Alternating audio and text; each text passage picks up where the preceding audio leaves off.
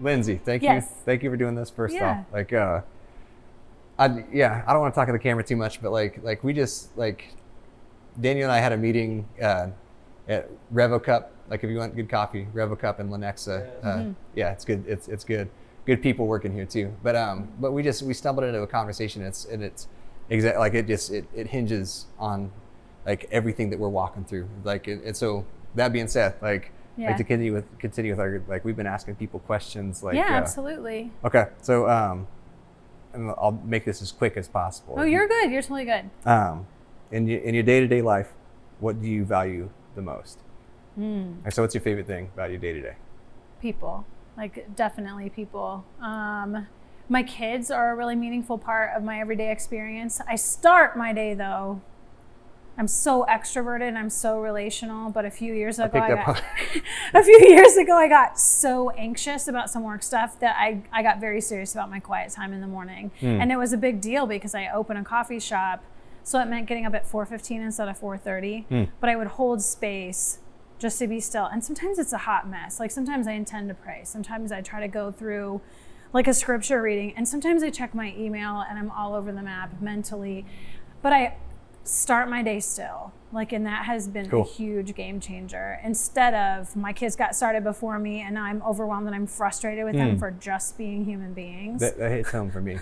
Yeah. Because if they're 2 steps ahead of me, I'm frantic and I feel out of control. But just holding space there, kind of growing in intimacy with God in a really wonky, not scripted way. Like, for a year I read through Jesus Calling. For a year I did a Bible app with a friend. We talked about that before. Yeah.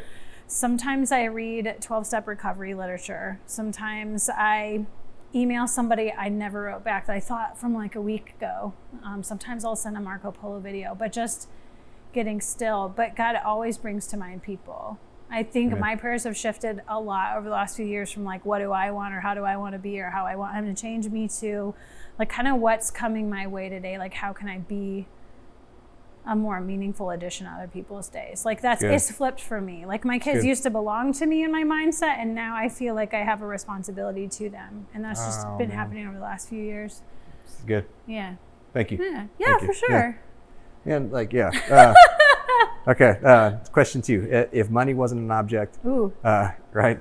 What would you most want to do? Like, what would be the thing? Like, if there was no, like, if money didn't determine anything, what would you do, like, as a living or as an existence? Oh, okay. Ooh, that's really good. Like, if I didn't have to chase the paper. I know this sounds really silly, but I like working for other people more than I like to be the boss. Like, I've told people, like, if I could be a barista long term, I would. But yeah, if money weren't a thing. So because people are like, oh, would you open a coffee shop? I'm pretty sure I could go figure out the capital. I could get a loan. I don't want to be in charge. No, like, I don't want to maneuver and lead. I want to be freed up that on breaks like this, I get to have meaningful connection, you know. And at the last job I worked at, God just kind of allowed opportunities where I would get vulnerable about certain things in my life and certain customers that I thought that I knew would open about those things. And I'm also a person in recovery. We talked about that earlier. So I haven't had a drink for 6 years, and I've experienced like a lot of serenity and freedom and growth.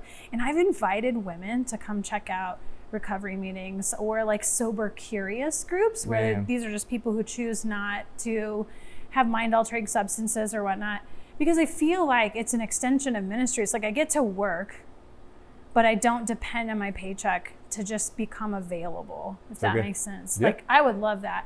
And I've been in other women's ministries and whatnot, and they've had meaning for me, but there's something about food or coffee or the music that's playing that makes the environment and the, I don't know, just the ambiance is more vulnerable, natural, comfortable. Does that make sense? I love it, Instead of like meeting for awkward coffee, you know? Like, I had a friend call it that the other night. I was like, yeah, that awkward coffee, you know what I mean? Oh, man. It just kind of happens early naturally. And you're drinking coffee first, and it's really awkward. People are like, you're really on. I was like, I don't know, but it's that 15 minutes bonus that really over the years, I mean, I kind of want 40 minutes to myself now every day. Because, you know, I do have a squirrely brain, so I need time to reroute it, you know? I can relate. I promise. Yeah, no, it's good. Like,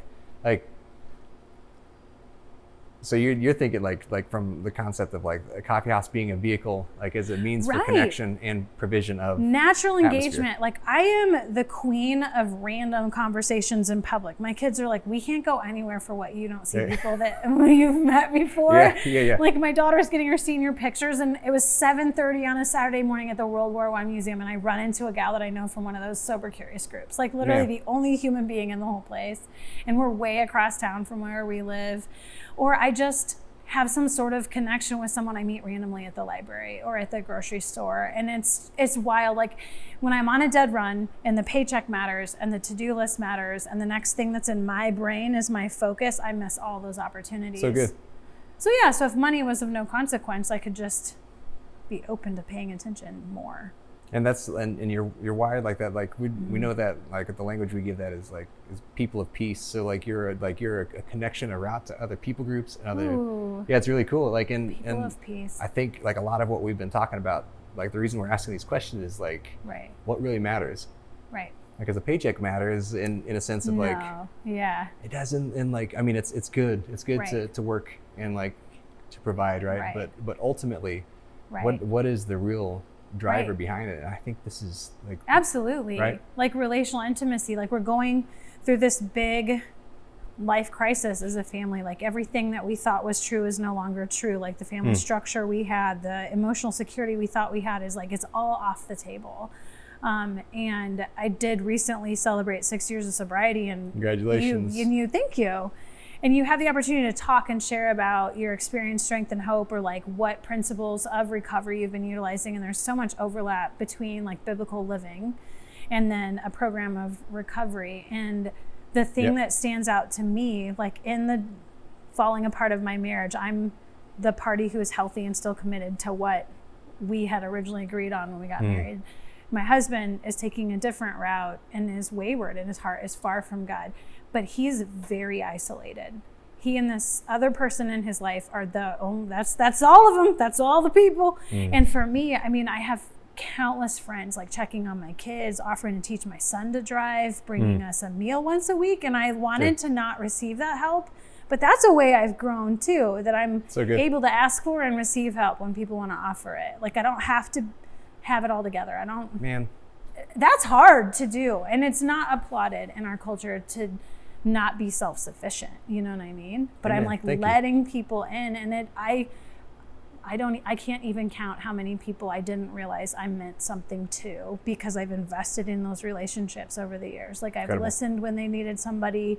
I've like called them when that thought crosses your mind and you think it's coincidental, and then they tell you it's been a hard day or whatever. Just those moments where you see God moving and you just go with it. And you're like, that's why he had me call you.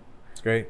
Yeah, I'm just so grateful for community that I didn't know 6 years ago how desperately I would need that now, so that I could be a much more centered, balanced person at peace, if that's what you called it, for my kids, because they need me. I've heard a lot of people say you need to be strong for your kids, but it's not that. I am really vulnerable and admitted to them that I'm surrendered. Like there's nothing about this I can control. Trust me, I've tried a little bit. It's kind of pointless, but it's hard for me to get my head around, like, God did this for a reason. I don't necessarily buy into all that, but I do know that he's always sovereign. And I do know that even in someone else's sin, like nothing's wasted. Like even my own sin. I've seen that on my side of the street. Redeems everything. Right? I've never seen him, like I don't know how we will see him use someone else's sin against me for his ultimate purpose. But I know he can. I've seen him do it. You know what I mean? So we're just not to that part yet. And that's what my oldest daughter said. She's like, I just want to kind of see how he brings it together, because right now it stinks. I sit with a group of guys on Monday and we talk about just covenant relationship, you know, like just having people that are in your life for you, and like with nothing attached to that, like that relational economy. And like something that we talk about frequently is this concept of suffering well. Yep. You know, and that's and like as I hear you talking, it's like this is a person that is suffering well, and it's not about it's fun to suffer. It just means like you are moving, like you belong to people, you belong to the Lord. Yeah. And you function from that place, because that's sometimes Right. that is the lowest common denominator, and It that is. is a mighty thing to be It is. bound by. There is like It is, yeah. And I You carry think that. more Eastern cultures understand that more. Like if we interpret scripture in the culture in which it was like first showcased, I know it's for all of us, but in which it was first showcased, like they seem to understand that suffering is sensible. It is a piece of the human experience. And I think sometimes American culture, we know the freedom and the victory we have in Jesus, but sometimes we think it's victory over everything. But I mean, it's really victory over being a slave to our sin, right? Like freedom that way, like we're free for freedom's sake. I can't manipulate outcomes. Trust me, I've tried. It doesn't work like that. And so that's a lesson God had been teaching me through the last few years, is like what victory really looks like, and so good. Suffering well, like that makes a ton of sense. I want you to like so one of the things that we said like having these conversations with people is like we long to like amplify voices, because like as the church and as people in general, we do a really poor job of listening, like from, you want to take like the Torah approach, like Shema means to hear with the implication of doing, Oh, we don't have that in the English language, right? No, we like hear with the intention to reply. Yes, waiting for our turn to speak. Like so I'd like this is like before I'd like ask my goofy questions, like it's what you're doing is like it's from the Lord. I want you to know that it's these profound things that people need to hear. Thank you. And like receive. Like I need to hear it, Daniel needs to hear it. We've been like for real. Like I'm grateful. I'm glad he created the time for it too, because we are never this wide open customers wise, so it just worked out. I mean, what else was I going to do? Stand around hoping I meet some folks? And God was like, "Oh, I got you." He was like, "I here you go. Let's just show up and make yourself available." It's nuts. Nice. Okay. I should just we should just point the camera at Lindsey and just Lindsey's going to speak for a little bit. And man. Okay. More questions. Hey, dig it. How do you want to be perceived?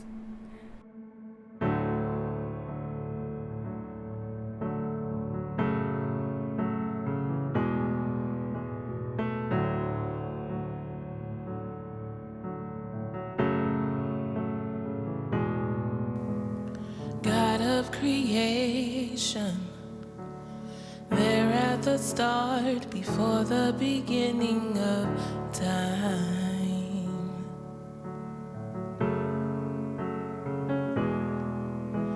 With no point of reference, you spoke to the dark and flushed out the wonder of light. And as you speak, 100 billion galaxies are born, in the vapor of your breath the planets form. If the stars were made to worship, so will I can see your heart and everything you've made. Every burning star, a single fire of grace. If creation sing your praises, so will I.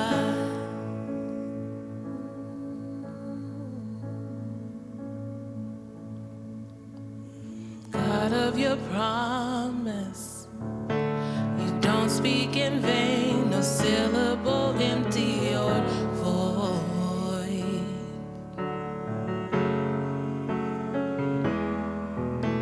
For once you have spoken, all nature and science follow the sound of your voice.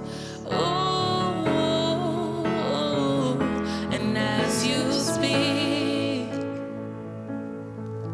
100 billion creatures catch your breath,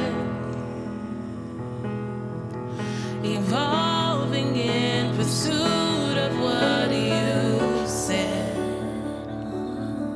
If it all reveals your nature, so will I. I can see your heart in everything you say.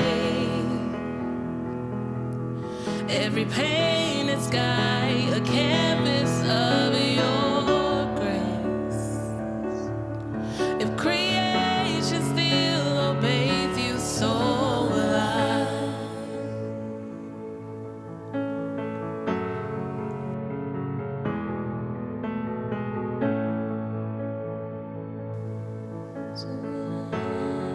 So will I. If the stars were made to worship, so will I. If the mountains bow in reverence, so will I. If the ocean roar in praise, then so will I. For if everything exists to lift you high, so will I. If the wind goes where you send it, so will I. If the rocks cry out in silence, so will I. Oh. If the sum of all your praises still falls shy, Then we'll sing again 100 billion times.